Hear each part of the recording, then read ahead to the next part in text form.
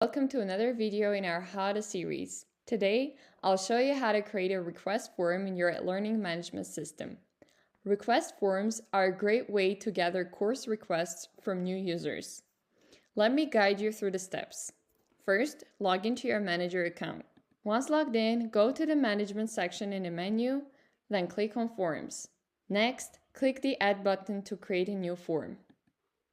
Here, you will need to select the course for which you want to get requests. It's optional. Enter a name for your request form. Also, you can upload an image to make your form more visually appealing and write a success message that is also optional.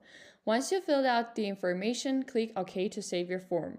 After that, open your newly created form to edit it. Here you can see and customize the fields of the form. You can adjust them as needed to match the specific requirements of your course or request. Once you've finished editing, copy the shareable link of your form.